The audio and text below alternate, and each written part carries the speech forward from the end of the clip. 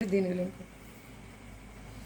తిరిగి జన్మించిన వారందరూ అనగా పునర్జన్మ అంటే నాన్న కడుపులో పుట్టింది, ఇప్పుడు మా నాన్న కడుపులో పుట్టింది శరీరానుసారం, ఆయన మూలంగా పుట్టింది పునర్జన్మ అంటారు. అర్థమైందా? ఎవరి మూలంగా? సర్వోన్నత మూలంగా పుట్టింది. చదువమ్మా. అనగా దైవాంశ సంభూతులు ఆగుదురు అనగా కారణ జన్మలు. ఎప్పుడైతే ఆయన మూలంగా పుట్టామో దైవ అంశ సంభూతితో అంటే దేవుని యొక్క అంశతో పుట్టిన వారి కారణ జన్మ కింద లెక్కొస్తారా? అందరూ పునరుత్థానంలో సర్వోన్నతిని పోలిక చొప్పున ఆయన ఆకారమందు మహిమ దేహముతో పునరుత్థానము పొందుదురు. వాళ్ళు ఎవరు? ఆయన మూలం పుట్టినోరు, ఆయనలా ఎదిగినోరు, ఆయనలా పరిపూర్ణైన వారు, ఆయన మహిమదేవంతో ఆయన స్వరూపంలో ఆయన ఆకారం పునరుత్థానంలో పొందుతారన్నమాట. అనగా ఆ పరమ తండ్రి సారూప్యమును ఆయనను పోలిని ఉందురు. అనగా ఆ పరమ తండ్రి బీజము ద్వారా జన్మించిన వారు కారణ జన్మలు. వారు ఎవరు? కారణ జన్మలు. ఏర్పాటు చేయబడిన నాయకుడు. అయితే వీళ్ళని నడిపించాలంటే నాయకుడు ఏర్పాటు చేయబడి ఉండాలన్నమాట. అంటే తండ్రి నియమించిన నాయకుడే ఉండాలా? అందులో దానికి సంబంధించిన రెఫరెన్స్లు 2వ రాజులు 19:25 వచనం, 2వ రాజులు 19:25 వచనం, యెషయా గ్రంథం 43వ అధ్యాయము 12-21 వచనం, 12వ వచనం, 12వ వచనము, 21వ వచనము, ఇర్మియా 3వ అధ్యాయం 15వ వచనం, ఇర్మియా 3వ అధ్యాయం 15వ వచనము, ఇర్మియా 26:10-12, ఇర్మియా 26వ అధ్యాయం 10-12, ఇర్మియా 20వ అధ్యాయము 24వ వచనం. అందులోనే ఇర్మియా ఎంతది? 20వ అధ్యాయము 24వ వచనం. 20 అధ్యాయం 20 నుంచి 20, అందులోనే 26లోనే 20 నుంచి 24, 26లోనే 20-24, ఇర్మియా 23వ అధ్యాయము 30వ వచనం. ఇర్మియా 23-30 వచనం అంటే చెత్త పని వారి రిఫరెన్స్ చదువుకోండి. నాయకుని బాధ్యత. నాయకునికి బాధ్యత ఉంటుంది కదా. సంఖ్యాకాండము 11వ అధ్యాయము 11-12 వచనాలు. సంఖ్యాకాండం 11వ అధ్యాయము 11-12 వచనాలు. హెబ్రీలకు రాసిన పత్రికలో 13వ అధ్యాయము 7వ వాక్యము, 7వ వాక్యము, 17వ వాక్యం. హెబ్రీలు రాసిన పత్రిక 7వ వాక్యము, 17వ వాక్యము. ఇర్మియా 14వ అధ్యాయము 14వ వచనం. ఇర్మియా 14వ అధ్యాయం 14వ వాక్యము. కీర్తనలు 11వ అధ్యాయము 3వ వచనం. ఇవన్నీ ధ్యానం చేసుకోండి తాతయ్య. పరమ తండ్రి తన పునరుత్పత్తిని చేసుకునుట, తనను పునరుత్పత్తి చేసుకునుట లేఖన సారాంశము. అసలు సారాంశం ఏంటి? ఆ పరమ తండ్రి తన తానే పునరుత్పత్తి మానవుల ద్వారా మానవుల్లో నుంచి ఉత్పత్తి చేసుకుంటాడు అన్నమాట అర్థం. ఆయన వాక్కు మూలముగా, ఆత్మ మూలముగా అనగా ఆయన బీజము మూలముగా. బీజం అంటే ఇప్పుడు మా నాన్న బీజంతో నేను పుట్టాను, అలాగే తండ్రి బీజంతో పుట్టినాడు ఏమయ్యాను? తండ్రి పోలిక ఉంటాను. తండ్రితో ఉండేవాడిని, ఒకప్పుడు తండ్రిలో ఉండేవాడిని, తండ్రి దగ్గరికి వచ్చాను, తండ్రి కొరకు వచ్చాను, తండ్రి చేత నెరవేర్చాను. మళ్ళీ ఏమైపోయాను? తండ్రి వల్ల మారి తండ్రి దగ్గరికి వెళ్ళిపోయి తండ్రితో ఉంటాను. ఇది ఆత్మ. పునర్జన్మ పొందిన వారు కారణ జన్మలు, దైవాంశ సంభూతులు. అది వీళ్ళంతా ఎవరు? అలా పునర్జన్మ పొందిన కారణ జన్మలు, దైవాంశ సంభూతులు. అట్టి వారిని పరమ తండ్రి, పరమందున్న తండ్రి పునరుత్థానములో తన పోలిక చొప్పున తన స్వరూపమందు మహిమ దేహముతో సమాధిలో నుండి పునరుత్థానము లేపునని నేటికి నా మనోనేత్రములో తెరవబడినందున పరమందున్న తండ్రికి పూర్ణ హృదయంతో పూర్ణ మనసుతో మొర్రపెట్టి తిని. నా విషయంలో రాస్తున్నమాట. నా పూర్తి తెలిసిపోయింది నాకు. ఇదంతా ఉట్టిదే, నేను సమాధి దగ్గరలో ఉన్నాను, చేసేటప్పుడు ఆయన పూరిక లేగాల, ఆయనలా పరిపూర్ణ అయిపోయారు. సామాన్య నేను నిజపడరా, నేను ఇప్పుడు ఆ స్థితిలో లేను, నిజం చెప్పేస్తున్నా. ఆ స్థితి ఎదగాల. నేను ఇంకా పరిపూర్ణ కాలేదు, పరిపూర్ణ వైపు సాగిపోతూ వెళ్తున్నాను. ఆ పరిస్థితి ఎక్కాలా, ఆయనలా కావాలా, ఆయన దగ్గర ఉండాలా. అది నా జీవిత లక్ష్యము, నా గురి, నా ప్రణాళిక. పరమ తండ్రి నన్ను నేను నీవు నాకిచ్చిన సమస్తమును నేను నీకే సమర్పించి ప్రమాణపూర్వకముగా నన్ను నేను ఆయనకు అప్పజెప్పుకొంటిని. అది ఎంతో తెచ్చిపోయింది నాకు. ఈ లోకము ధనాశయ గతించిపోవును కానీ తండ్రి చిత్తం నెరవేర్చేవాడు నిరంతరం ఎదుర్చును. శరీరాశ నేత్రాశ ఇవన్నీ కూడా ఉట్టిదే. అదృశ్యమైన దాన్ని చూడాలా, ఆయన స్వరం వినాలా, ఆయన వైపు చేతులు ఆయన వైపు చూడాలా, ఆయన మూల జన్మించాలా, మనస్సు మారి నూతన ఒకటి వల్ల రూపాంతరం పొందాలని ఉంది. మళ్ళీ ఆయనలాగా ఎలా ఆ స్థితిలో నేను యథార్థ చెప్తున్నాను, నేను ఇంకా లేను, నేను ఆ స్థితిలో లేను. ఆ స్థితి రావాలని మనసు మార్చుకొని తండ్రి వైపు 2005వ తారీఖున 5వ నెల 2025న ఎందుకో నా మీద నాకు అరే నా బలహీనత రేటు నాకు తెలుసుకున్నాను, నా లోపం మీద నాకు తెలుసుకున్నాను. తండ్రి ఒకరు నేను నీ చెత్త కాకపోతే నడిపించేవాడిని, నన్ను నడిపించేవాడిని, నాకు చూపించు, వినిపించి పంపించు, నేను వెంబడిస్తాను, నాకెందుకు బాబు ఇదంతా అని ప్రార్థన చేసుకున్నాను. తృప్తిగా ఉంది. తర్వాత ఇంకోటి నిజం చెప్పండి, మనసు మారిందే అనిపించింది. ఇంతమంది వచ్చింది అదే చేరిపోయిన బాధ ఉండేది, బాధ లేదు. తండ్రి దూరం చేశాడు, నన్ను ఒంటరివాడిని చేశాడు తండ్రి. ఒకప్పుడు నా కుటుంబం గురించి బాధ ఉండేది, నన్ను నమ్మకంగా ఉన్నవారు వెళ్ళిపోయారు. ఇప్పుడు బాధ లేదు.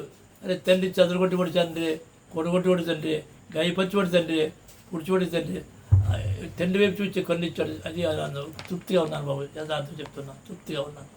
ఏ బాధ నాకు లేదు. నాకు ఒకటే బాధ, నేను ఆయనలాగా ఎదగాల, ఆయన సంతోషపరచాలా, ఆయన నయంతో ఆనందించాలి. ఇదే ఆత్మీయత ఉన్నాను. చదువమ్మా. ఒక విధముగా చెప్పాలంటే నీదే అనగా 5/5/2025 అర్ధరాత్రి 1:30 నాకు నేనుగా స్వబుద్ధి, స్వనీతి, స్వలాభం, స్వమహిమ, స్వార్థం, ప్రతిఫలాన్ని అపేక్షించుట, మానవతత్వం గల పాత వ్యక్తిగా చనిపోతిని. అది చచ్చిపోయి చేసేది నా మనసులుగా అయింది. నా మట్టుకు నేను ప్రార్థించగా నేను గ్రహించినది ఏమనగా ఆయన చేత ఏర్పాటు చేయబడిన వారు తల్లి గర్భములో పడకముందే బీజరూపముగా ఆయనలో ఉన్నారు. ఇది ఆయన ఏర్పాటు తల్లి గర్భంలో పడకముందే ఆయన బీజరూపంగా ఆయనలో ఉన్నారు, ఆయనతో ఉన్నారు. నా మట్టుకు నేను పునర్జన్మ పొందితనని గ్రహించితిని. పునర్జన్మ తిరిగి జన్మించాను. ఎవరి ద్వారా? మా నాన్న ద్వారా జన్మించిన జన్మ వేరు, ఆ పర్వతాన్ని ద్వారా జన్మించిన వేరు. జన్మించింది ఇటుపైన నా జీవిత శేషము వాక్యమనే ఆహారంగా తినుచు. ఇటుపైన ఈ శేష జీవితం ఇంకేనారు ఉంటాను. 80 అయిపోయింది, ఇంకో 3 సంవత్సరాలు గొప్పే. ఇప్పటికే అయిపోయింది నా పని. వాక్యము ఆహారం తింటూ ఆత్మ అనే పానీయ భాగము తాగుతూ,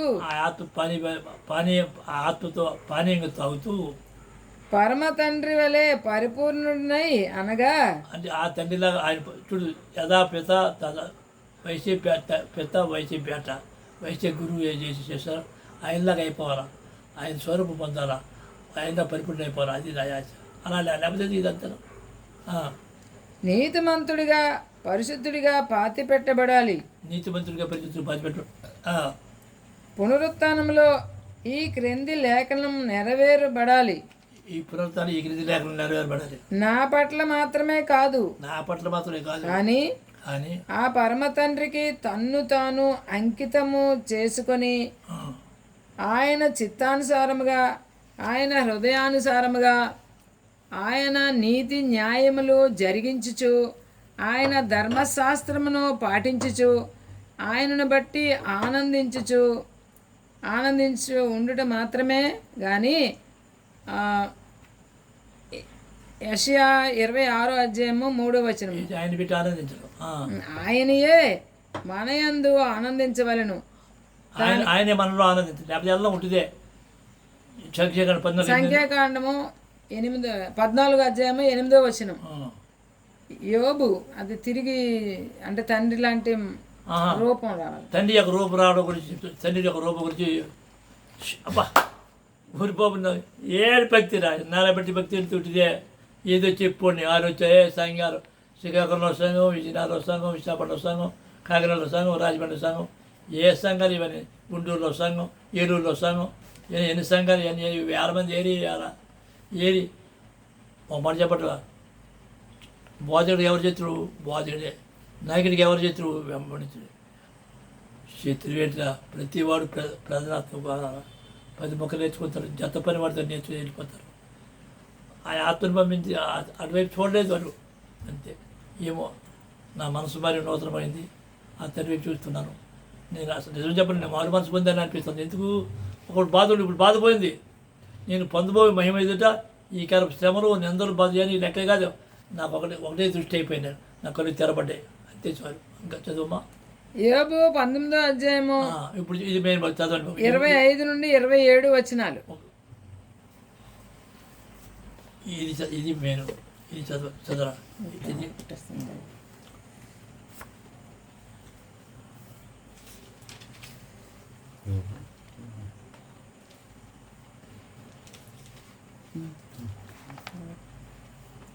యోబు 19వ అధ్యాయము 25 నుండి 27 వచనాలు. ఆ పరమ తండ్రి తన్ను తానే పునరుత్పత్తి చేసుకుని ఉన్నాడు. మా నాన్న ద్వారా మాకు మా కుమారుడు పుట్టారు, అరే మా అన్నయ్య ద్వారా కుమారుడు పుట్టారు, నా ద్వారా నన్ను నేను ఉత్పత్తి చేసుకుని ఉంటాను. అలాగే తండ్రి సర్వసృష్టిగా తను తానే ఉత్పత్తి చేసుకుని ఉన్నాడు. ఆయన బీజ వల్ల పుట్టిన వారంతా కూడా ఆయన రూపం పొందుతారు. ఎలా పొందుతారు? లేఖనాలు చెప్తున్నాను. ఇది అసలైన వినండి. యోబు 19వ అధ్యాయము 25 నుంచి 27 చదవమ్మా. యోబు 19వ అధ్యాయం 25 నుంచి 27 వచనాలు. అయితే నా విమోచకుడు సజీవుడనియో. యోబు 19:25 నుంచి 27 నా విమోచకుడు సజీవుడనియు. తర్వాత ఆయన భూమి మీద నిలిచిననియో నేను ఎరుగుదును. ఇలాగు నా చర్మం చీకిపోయిన తర్వాత శరీరంతో నేను దేవుని చూచెదను. చూడండి, అంటే నేనంటే యోబు అంటాడు, శరీరం చూడు అంటారు. శరీరం వస్తుంది రాజా, చనిపోయాడు, మట్టి అయిపోయింది, మళ్ళీ శరీరం వస్తుంది అన్నమాట. నా మట్టుకు నేనే చూచెదను. నా మటుకు నేనే చూస్తాను, మరి ఎవరునూ కాదు. నీ మటుకు నువ్వే చూస్తావు. నేనే కన్నులారా ఆయనను చూచెదను. పరమతండ్రికి స్తోత్రం. 33:20 చదవమ్మా. యోబు 33వ అధ్యాయము 25వ వచనం. అప్పుడు వాని మాంసము బాలుర మాంసము కన్నా ఆరోగ్యంగా నుండును. చూస్తే యూత్ అని ఉంటుంది, మంచి యవనం వచ్చేద్దన్నమాట. ఎలా వస్తుందమ్మా? వానికి తన చిన్ననాటి స్థితి తిరిగి కలుగు. చిన్ననాటి స్థితి ఇంగ్లీష్లో చూస్తే యూత్ అంటే మళ్ళీ ఎవరు నేనంట తిరిగి లేచేటప్పటికి ఎవరు వయసులో ఉన్నాడు కదా, మంచి ఎవరుండగా అయిపోతుంది. ఎంత ఆశ, ఎంత ధన్యత, ఏటి ఇదంతా కంటికి ఇదంతా ఉంటుంది. నేను మాయా, నాది మాయా, నా మాయ, కంటికి కనబడదంతా మాయా, ఇదంతా మాయా. నేను పుట్టినప్పుడు వెంటనే మా అమ్మకు మాయ పడింది. ఆ మాయ నా వెనకాల వచ్చింది. ఆ మాయను జయించిన తప్ప మహిమను చూడలేము. ఈనాడు నా కళ్ళు తెరబడ్డాయి, నా తండ్రి ఎవరో నాకు తెలిసిపోయింది, నా జీవిత లక్ష్యం ఏంటో తెలిసిపోయింది, నా జీవిత ప్రణాళిక ఏంటో తెలిసిపోయింది. చాలా సంతోషంగా ఉన్నానమ్మా. ఓకే, పరమతారి స్తోత్రం. కీర్తనలు 17వ అధ్యాయం 15వ వచనం. చూడు, కీర్తన 17వ అధ్యాయం 15వ వాక్యం ఏమని చూడు. నేనైతే దావీదు గారు అంటున్నారు, నేనైతే నీతి గలవాడనై. నీతి అంటే అదేంటి? చూడండి, చెప్పను. ద్వితీయోపదేశం వారు ఏముంటుంది? 6:25 ఏముంటుందంటే ధర్మశాస్త్రం పండితుడు నీతి, త్వర పండితుడు నీతి గలవాడనై. నీ ముఖ దర్శనము చేసేదను. ఇప్పుడు అందరూ కాదు ఆ నీతి త్వర పండిస్తారు, విధులు కట్టలు దాన్ని పాటిస్తేనే తప్ప నీతి ఎవరు రాదు. అద్వైంది కొట్టివేయబడలేదు. అది స్థిరము. నేను మేల్కొన్నప్పుడు నీ స్వరూప దర్శనముతో నా ఆశను తీర్చుకొందును. మేల్కొన్నప్పుడు ఎక్కడి నుంచి మేల్కొంటాడు? సమాధి నుంచి మేల్కొంటాడు. సమాధి నుంచి మేల్కొనేటప్పుడు స్వరూప దర్శనం ఎరవుతుంది. సేమ్ ఆయన స్వరూపము ఆయన దర్శించలే కదా. నాకు అదే రూడు కదా, నీకు అదే రూడు కదా. ఒకసారి అది ఏ సంఘాలు కట్టుకోరు. సంఘాలు సమాధి చేతికి పనికొస్తాయి. ఏది వేద ఒకసారి ఆలోచించుకోండి. కాబట్టి సంఘాలు 2 కొరింథీ 3వ అధ్యాయము 17 నుంచి 18 చదవమ్మా. 2 కొరింథీ 17 అధ్యాయము 3వ అధ్యాయము 17-18. ప్రభువు యొక్క ఆత్మ ఎక్కడ నుండునో అక్కడ స్వాతంత్ర్యం ఉండును. మనమందరమును ముసుగులేని ముఖముతో ప్రభు యొక్క మహిమను అద్దమ్మ వల్లే ప్రతిఫలింపజేయచ్చు. ముసుగు అంటే ఏది? ఈవేళ క్రైస్తవ్యం ముసుగు, ఇస్లాం ముసుగు, రబ్బీర్ బోధ కూడా ముసుగే. అసలైన బోధ ఏది? ఎగుదీ వస్తుంది. అది ముసుగులేని ముఖముతో మహిమ నుండి అధిక మహిమను పొందుచు అధిక మహిమను పొందుచు ప్రభువగు ఆత్మచేత ఆ పోలికగానే ఏ మార్చబడుచున్నాం. పోలికగా? ఆ సర్వోన్నతుడు సృష్టికర్త తండ్రి నేడే ఆయన పోలిక మార్చబడాలా, లేకపోతే వ్యర్థం ఇదంతా. పడిపోయిన పిల్లతో సమానం. నా మటుకు నాను, నీ మటుకు నీ కూడా పర్వతానికి స్తోత్రం. హల్లెలూయా. 1 యోహాను పత్రిక 3 చదవండి. 1 యోహాను పత్రిక 3:2 ఆ, ప్రియులారా, ఇప్పుడు మనము దేవుని పిల్లలమై ఉన్నాము. ఆ, మనం ఇక ఏమవుతామో అవి ఇంకా ప్రత్యక్షపరచబడలేదు గాని ఆ, ఆయన ప్రత్యక్షమైనప్పుడు ఆయన ఉన్నట్లుగానే ఆయనను చూతుము ఆ. గనుక ఆయనను పోలి ఉందమని ఎరుగుదుము. అంటే పర్వతాలు కూడా ఎవరిని పోలి ఉంటాం? ఆయన్ని పోలి కుడికి తండ్రిని పోలి ఉంటాడు కదా. అలాగనే మనం ఎవరిని పోలి? మనం తండ్రిని పోలి, ఆ పర్వతాన్ని పోలి ఉంటామని బైబిల్ చెప్తుంది. పిలిపిలి కూడా పిలిపిలి 3:21. ఫిలిప్పీలు రాసిన పత్రిక 3:21. సమస్తమును తనకు లోబర్చుకొనజాలిన శక్తిని బట్టి ఆయన మన దీన శరీరమును తన మహిమగల శరీరమునకు సమరూపము గలదానిగా మార్చును. అబ్బా, సేమ్ సమానమైన రూపం. అంటే జేసీ పిత్త వయసే పెట్ట సమానమైన రూపం రావాలంటే ఇప్పుడు నేను ఆ స్థితిలో లేని యథార్థ చెప్తున్నా సుమా, ఏదో బోధిస్తున్నాను కాదు. ఆ స్థితికి వెళ్ళాలని నేను నా శక్తి మధ్య అక్కడ పాటుపడుతాను. మిమ్మల్ని కూడా పాటుపడమని పెద్దవాడిగా, అన్నయ్యగా, తాతయ్యగా మీకు సలహా చెప్తున్నాను. అర్థమైందా? ఈ క్రింది లేఖనములను ధ్యానించుడి. కీర్తనలు ఏ స్థితి రావాలి? పరిపూర్ణ స్థితి రావాలి కదా. కీర్తనలు 24:3. మొత్తం 5:40 కూడా చదవండి ఒకసారి.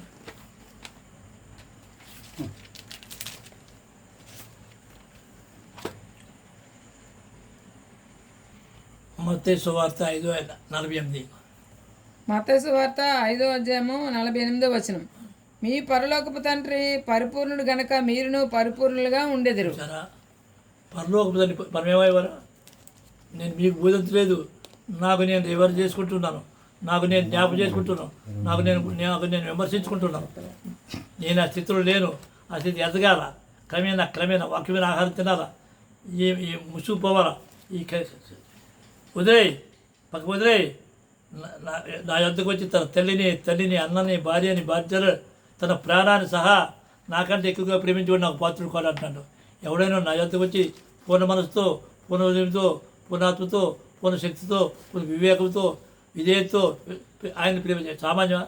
నువ్వు ఉన్నవా అంటే నేను చెప్పలేను బాబు, నేను లేను. కానీ ఉండాలన్న తపన, దృఢమైన సంకల్పం పెట్టుకున్నాను. ఇప్పుడు నేను దృఢమైన నిర్ణయానికి వచ్చాను, దృఢమైన ఆస్తి పెట్టుకున్నాను.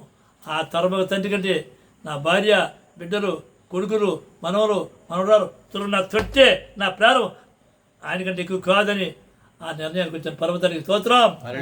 సత్యం చెప్తున్నా. అంతేకాదు, ఒకవేళ తండ్రి నువ్వు నడిపించదు కాదు, వెంబడించమని తెలియజేస్తే నేను ఎవరైనా వెంబడిస్తాను. నాకెందుకు అయ్యే బాబు ఇదంతా? సమాధి దగ్గర ఉన్నాను. ఇప్పుడు రాత్రి పడుకుని రోజులు ఇతను గ్యారెంటీ లేదు. ఇదంతా ఏది నాది నా వారెవరు?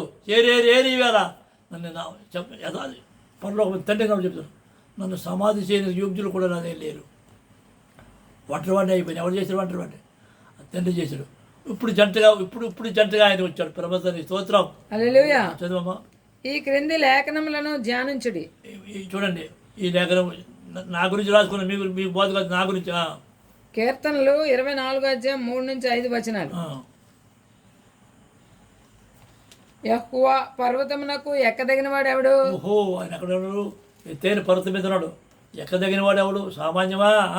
ఆయన పరిశుద్ధ స్థలంలో నిలవదగిన వాడు ఎవడు? ఎక్కేసాడు అనుకో, అక్కడ నిలవదగిన వాడు ఎవడు? వ్యర్థమైన వాటి యందు మనసు పెట్టకయు. కంటికి కనపడేదంతా వ్యర్థమే, శరీరానుసారం వ్యర్థమే, లోకమంతా వ్యర్థమే. మనసు వ్యర్థమైన దాని ఎందుకు మనసు పెట్టవద్దంటే సామాన్యమా? ఇది సామాన్యమా? నేను బోధించడు కాదు, నాకే లేదు. నాకుందంటే నాకు ఇంకా ఉంది, నాకు పులిపిండి ఉంది, నాలో నేనున్నాను. నేను ఇచ్చి నేను చవ్వాలా, ఆయన బతికాలా, ఆయన నాలో జీవించాలా, నేను ఖాళీ అయిపోవాలా, ఆయనతో నింపబడాలా. అర్థమైందా? నేను కూడా మీకు బోధించేందుకు కాదు, ధ్యానం చేసుకుందని చెప్తున్నాను. మీ నన్ను బోధకుడు కాదు. మనం నడాలి, ఎక్కాలి, ఎక్కాలి, ఆయనతో ఉండాలి, ఆయనలా కావాలి, ఆయన పరిపూర్ణ రావాలని బోధిస్తున్నా. చదవమ్మా. కపటముగా ప్రమాణం చేయకయు. ప్రమాణం చేసి తండ్రి, కపటం అర్థమేంటి? తండ్రి నేను నీ వాడను, నా సర్వస్వం నీది, నా వారు నీ అసలు కూడా వాళ్ళు అడుగుతారు, ఆయన వారు అయితే నా వారు, ఆయన వారు కాకపోతే నా వారు కాదు, అంత బస్ ప్రమాణం చేయవు. నిర్దోషమైన చేతులను నిర్దోషమైన అర్థం చేటుకు నీ చేతికి వచ్చిన పని ఏం చేయాలా, శక్తికి లోపల అక్కడ చేయాలి. అది 9:10 ఉంటుంది సుప్రీం దగ్గర. అంటే ఏ పని, ఆయన పనే మన పనే. అప్పుడు నిర్దోషమైన చేతులను శుద్ధమైన హృదయం కలిగి ఉండివాడే. శుద్ధమైన ఉదయం సామాన్యమా, ఉదయం జబ్బు మోసు పాపిట్టి ఉదయం మోసకరి ఉదయం వాక్యం. శుద్ధమైన ఉదయం ఎప్పుడు వస్తుంది? వాక్యం నీ ఉదయంలో ఉండాలా, నీ నోటిలో ఉండాలా, నీ చేతిలో ఉండాలి. తాడు యెహోవా వలన ఆశీర్వాదము నందును. పర్వతటి స్తోత్రం. హల్లెలూయా. 2 కొరింథీ 4:16 చదవమ్మా. 2 కొరింథీ 4:16-18 కావున మేము అధైర్యపడము, మా బాహ్య పురుషుడు కృషించుచున్నను, శరీరం కృషి ముసలైపోయి డుక్కైపోయినప్పటికీ ఆంతర్య పురుషుడు దినదినము నూతన పరచబడుచున్నాడు. ఆంతర్య పురుషుడు ఉన్నాడు, దినదినం ఒకనాడే వసరైపోద్దా, దినదినం నూతన పరచబడుతున్నాడు. మేము దృశ్యమైన వాటిని చూడక, కంటికి కనబడేది శరీరం ఇదంతా ఉడిదే, ఇదంతా నేను ఉడిదే, నాది ఉడిదే, అంత ఉడిదే, దృశ్యమైన వాటిని చూడక అదృశ్యమైన వాటిని నిదానించి చూచున్నాం గనుక. అదృశ్యమైన చూడండి అర్థమేంటి? మనోనేతాలు అంటే నాది కాదు, నా వారు కాదు, నేను కాదని తెచ్చిపోద్ది. నేను ఆయన వాళ్ళను, ఆయనతో ఉండేవాడిని, ఆయనలో ఉండేవాడిని, ఆయన నుంచి వచ్చాను, ఆయన కొరకు వచ్చాను, ఆయన కొరకు జీవితం. మళ్ళీ ఎక్కడికి వెళ్ళాలా, ఎలా వెళ్ళాలా? ఆయన స్వరూపం. అది తెచ్చుకున్నాను. క్షణమాత్రముండు మా చులకన శ్రమ మా కొరకు అంతకంతకు ఎక్కువగా, అంటే శ్రమ ఉందా? హాయ్ శ్రమ నిత్యమైన మహిమ భారమును కలుగు చేయుచున్నది. ఏలయనగా దృశ్యమైనవి అనిత్యములు, నేను నాది నా వారంతా అనిత్యము, అదృశ్యమైన స్థిరము. అయితే ఒక మాట చెప్తానండి, పర్వతానికి స్తోత్రం. హల్లెలూయా, హల్లెలూయా, హల్లెలూయా, హల్లెలూయా, హల్లెలూయా, హల్లెలూయా. అంచేత అదృశ్యమైన దాన్ని చూడాలా. ఏమో ప్రార్థన చేస్తాను, మీకు ఎదుటి వారికి పూజించుకున్నాను, నీకు నువ్వు పూజించుకోవని అడుగుతున్నారు. ఎదుటి వారికి చెప్పి నువ్వు వినవా, ఎదుటి వారిని నడిపించి నువ్వు నడవని అడుగుతున్నాడు. నాకు కఠినమైన తీర్పు ఉంది. పిల్లరా, ఒకప్పుడు మీకు తెలియక పరిపూర్ణమైన సగం బోధించారు, సగం నాలెడ్జ్తో సగం జ్ఞానంతో బోధించారు. నన్ను క్షమించండి. పరిపూర్ణమైనది వచ్చినప్పుడు పరిపూర్ణమైనది అవుతుంది, నిరర్థకం అవుతుంది. కాబట్టి ప్రార్థన చేసుకుందాం. తర్వాత నేను ఎవరి వల్లైనా ఎవరిదైనా దోచుకున్నానన్నా అపహరించానన్నా వారు వచ్చి పార్కులు వచ్చి సమాజంలో చెప్పి నా తప్పు సరి చేసుకోవాలనుకుంటున్నాను. ఎవరిదైనా దోచుకున్నా, దొంగతనం అన్నా, వాళ్ళు చేసినా తెలియజేయండి, నేను సరి చేసుకుంటాను. యథార్థం చెప్తున్నా. నేను మీకు తెలిసిన డాక్టర్ని చనిపోయాడు, డాక్టర్ ఉచ్చారణ చనిపోయాడు. ఇప్పుడు జీవించేది ఎఫ్రాయిం.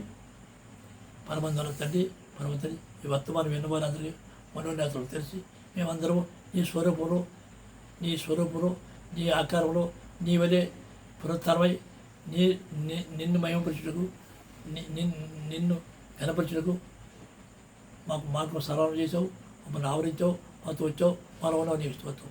యెహోవా నీ పరిశుద్ధ నామములో. హల్లెలూయా, హల్లెలూయా, హల్లెలూయా. ఈవేళ 5/5/2025 డాక్టర్ ఎస్ఎం నాయుడు. నా ఫోన్ నెంబర్ చెప్తానండి, 9247866811. షలోమ్. తర్వాత బాగా వినండి, నేను Amar Bible research open university గురించి మాట్లాడుతున్నాను. కొంతమంది డాక్టరేట్, నేను చనిపోయే ముందున సమాధి అయ్యే ముందున కొంతమంది డాక్టరేట్ ఇవ్వాలి ఉంది. మనంతా నాకు ఈ మెసేజ్ యూట్యూబ్లో వస్తుంది.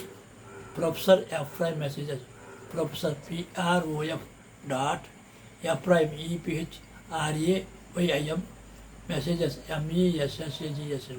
Professor PROF.Ephraim EPHRAYIM Ephraim MESSAGES కూడా వస్తుంది. స్వరూప కామెంట్స్ పెట్టండి. పరలోకమందు తండ్రి, నాకు చెప్పాను కదా, ఎవరి మీద కోపం వేసలేవు. ఒకవేళ ఎవరైనా కోపడినా తప్పు చేసి నన్ను క్షమించమని, తప్పు చేసిన వాడు దోషులే, నన్ను క్షమించమని 2 చేతులు దండం పెడుతున్నాను. నన్ను క్షమించండి బాబు. నాకు వచ్చి ఎంతమంది డాక్టర్ నేను కాదు, ఎంతమంది వాడు కాదు. ఆ మనిషి సత్యుడు పరలోకమందు తండ్రి, మిమ్మలను నన్ను ఆయన సన్నిధిలో నిత్యము చూస్తుంటున్నాక హల్లెలూయా. స్వరం